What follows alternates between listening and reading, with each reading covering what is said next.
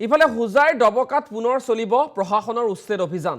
ডবকাৰ যমুনা মৌদাঙ্গা সংৰক্ষিত বনাঞ্চলত চলিব সৰ্ববৃহৎ উচ্ছেদ। ইতিমধ্যে বন বিভাগে জাৰি কৰিছে উচ্ছেদৰ জাননী।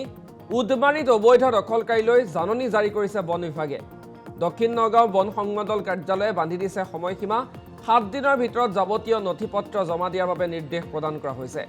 জাননী লাভ কৰাৰ পাছতে হাহাকাৰ লাগিছে অঞ্চলটোত। চলিত বৰ্ষৰ জানুৱাৰী মাহতো অঞ্চলটোত চলিছিল উচ্ছেদ। 1098টা পৰিয়ালক উচ্ছেদ কৰি মুক্ত কৰিছিল 750 হেক্টৰ বনভূমি। 152টা পৰিয়ালে উচ্ছেদৰ বিৰোধিতা কৰি দ্বাৰস্থ হৈছিল গুৱাহাটী উচ্চ ন্যায়ালয়ৰ। উচ্চ ন্যায়ালয়ে 9 জুনত অবৈধ বেদখলকাৰীক বনভূমি এৰাৰ বাবে নিৰ্দেশ প্ৰদান কৰে। উচ্চ ন্যায়ালয়ৰ নিৰ্দেশৰ পাছতে বন বিভাগে জাৰি কৰিছে জাননী। 15 দিনৰ সময়সীমা বান্ধি দিয়া হৈছে। এই 15 দিনৰ ভিতৰত যদি স্বেচ্ছাই সেই স্থান ত্যাগ নকৰে তেনেহ'লে চলিব উচ্ছেদ। ইতিমধ্যে প্ৰশাসনে সাজু কৰিছে এক্সকেভেটৰ, বুলডোজাৰ, হাতুৰি, বটালি, অন্যান্য সা সামগ্ৰী। 15 দিন লিখি 15 দিনৰ যিদিনাই অন্ত পৰিব সেইদিনাই চলিব উচ্ছেদ অভিযান। তেতিয়া মানে আমি আমাৰ দেউতাবিলাক আছিলে, আমাৰ দেউতাক 1971 ইংৰাজীত মানে এটা এলটমেণ্ট দিছিলে ফৰেষ্ট ডিপাৰ্টমেণ্ট আমাক দি পেলাই আমাৰ ইয়াত বহিব দিছিলে। বহাৰ পিছত 1971 ইংৰাজীৰ পৰা আমি চৰকাৰৰ লগত, চৰকাৰৰ যি আইন আছে চব আইন মানি চলিছোঁ আৰু আমি কৰণীয়া পালন কৰি গৈ আছোঁ। আমাক য'তে মাতে বাগান কৰিব লাগে বাগান কৰিছোঁ, নাৰ্চাৰী কৰিব লাগে নাৰ্চাৰী কৰিছোঁ, চব কৰি আজিলৈকে মই আহিছোঁ।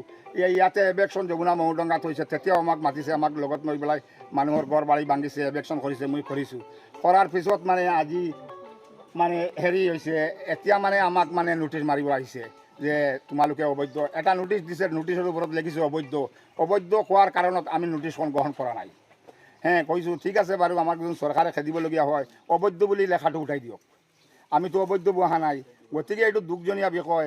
আজি আমি মৰিবলগীয়া হৈছে, আমাৰ দেউতাবিলাক মৰিছে। আজি ইমান দিন 55 বছৰ এই মাটিৰ হৈ গ'ল।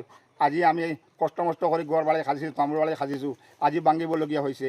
এইটো কাৰণে মানে আমি আমাৰ ফৰেষ্ট বিভাগক কৈছোঁ যাতে আমাক স্থাপন কৰি ৰাখিব লাগে আমাৰ এইখন জেগাত। আমাৰ এইটো অনুৰোধ। গতিকে আৰু এইটো কি ক'ম আৰু ক'বলগীয়া নাই আৰু আমাৰ আৰু এই যে মানে হেৰি আমাৰ নিচিনা আৰু এটা উদমাৰী যেনেকুৱা মানে হেৰি বনগাঁও ফৰেষ্ট টংগীয়া ভিলেজ, এই হাতীখালীত আৰু এটা বনগাঁও টংগীয়া ভিলেজ আছে। সেইবিলাকক মানে নোটিছ নামাৰে, খালি ঘূৰি ফুৰি আমাকে মাৰে নোটিছ। আমি কি কৰিম? আমি ইয়াত 20 ঘৰ মানুহ আছোঁ। আমাৰ 20 ঘৰৰ পৰা প্ৰায় 35-40 ঘৰ মানুহ হৈছে, ল'ৰাবিলাক আলাগ আলাগ হৈ ঘৰৰ পৰা। এটা ফেমিলি আমাৰ 20 ঘৰ এগ্ৰিমেণ্ট আছে। আৰু আমন্ত্ৰণ দিছে। এই আমন্ত্ৰণৰ কাগজ আমাৰ 1971 ইংৰাজীত আপোনালোকে দেখক।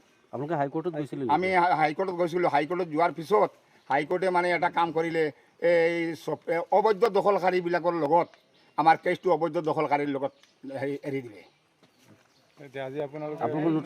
আমি আজি নোটিছ দিবলৈ আহিছে। যোৱাকালি আহিছিলে, আমি লোৱা নাই, আজিও আহিছে ল'ম বুলি। আমি কৈছোঁ ঠিক আছে ল'ম, কিন্তু অবৈধ লেখাটো উঠাই দিয়ক। কিমান দিনৰ ভিতৰত যাব দিছে? মানে 7 দিনৰ ভিতৰত কিবা কিবি জানিব দিছেতো।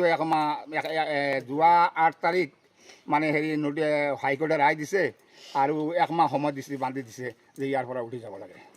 আজিতো 16-17 তাৰিখ গুচি গ'ল আৰু আছেও 12-13-14 দিনমান। আমি কেনেকুৱা যাম চাওক আমাৰ ঘৰ বাৰী লৈ।